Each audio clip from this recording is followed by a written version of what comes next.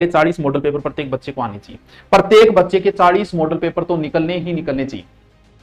गुरुजी इतना, हाँ इतना। पढ़ाई का अपना तरीका है, वो शुरू में तरीका अपनाया जाता है, बाद में नहीं। अब तो बस रिपीट मारते रहो। शुरू में कुछ लोगों क्या होते हैं, पूरा पेज पढ़ जाते हैं, पढ़ने के बाद समझ में आया कि दिमाग तो कहीं और था, मैं पढ़ता जा रहा था। ऐसा होता है, सबके साथ होता है। क्यों? क्योंकि हमें ध्यान करने की प्रक्रिया नहीं है, इसलिए हम एक जगह ध्यान नहीं लगाते। जिन लोगों को शुरुआत में पढ़ते रहो, जो अपना ध्यान नहीं लगा पाते, उनको हमेशा साथ में रफ कॉपी रखनी चाहिए और पेन चलाते हुए लिखना चाहिए, ताकि जिनका ध्यान भंग हो, जिनमें एकाग्रता आ गई ना, उनको किसी जरूरत नहीं है, वो सीधे बुक पढ़ो, बुक में हाईलाइट कर दो, मार्कर रखो, जो भी। लेकिन शुरुआत में हमारा ध्यान नहीं लगता, हमारी एकाग्रता नहीं आता, हम पढ़ते रहते हैं, हमारा दिमाग कहीं और चला रहा है। वही बात, हम भोजन खा रहे हैं, सोच कुछ और रहे हैं, हम गाड़ी चला रहे हैं, सोच कुछ और रहे हैं। क्यों? क्योंकि हमारे दिमाग की विशेषता है कि जहां है वहां वो टिकता नहीं है। लेकिन जब नहीं टिकता तो उसको टिकाने के अपने तरीके हैं।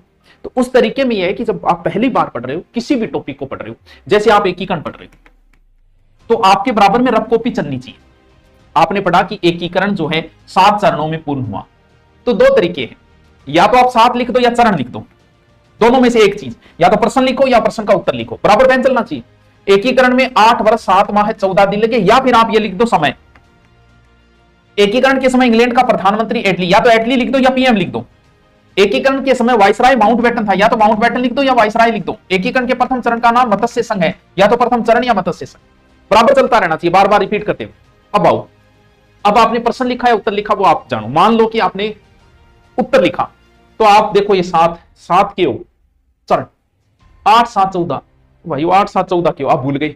आओ वापस उसमें देखो। अच्छा समय हो तो एटली प्रधानमंत्री हो, माउंटबेटन अच्छा वाइसराय हो, मत्स्य संघ पहलो चरण।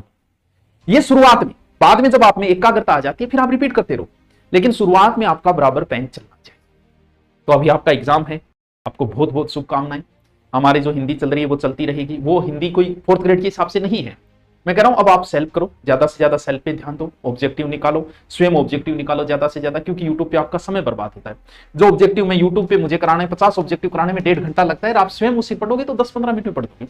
तो समय को थोड़ा सा बचत करें, दिन कम बचे। लास्ट दिनों में जितना पढ़ा है वो काम आ जाएगा, कहीं दिमाग में अटक गया आपका काम बन जाएगा। अभी आप समय की बचत करो, मॉडल पेपर निकालो, करंट पढ़ना है करंट की बुक लाके पढ़ो, और ज्यादा से ज्यादा रिविजन। जो पहले के नोट्स बने नया मत छेड़ना, ना नई कोई किताब लेके आनी, ना कोई नोट्स लेके हमारे पास है वो माल पर्याप्त है। बस यही सोचो कि मेरे लिए पर्याप्त है, क्योंकि पढ़ने से सिलेक्शन नहीं होता है, क्या पढ़ना और क्या नहीं पढ़ने से सिलेक्शन होता है। तो आप सबको बहुत बहुत शुभकामनाएं, तैयारी के लगे रहें। हाँ, अभी मॉडल पेपर हम आपको ऑनलाइन भी देंगे, जल्दी दूरी ना पे, 2-4 दिनों में आपको ऑनलाइन उपलब्ध हो जाएगा। ऑफलाइन आप मार्केट से ला सकते हैं। Okay, thank you.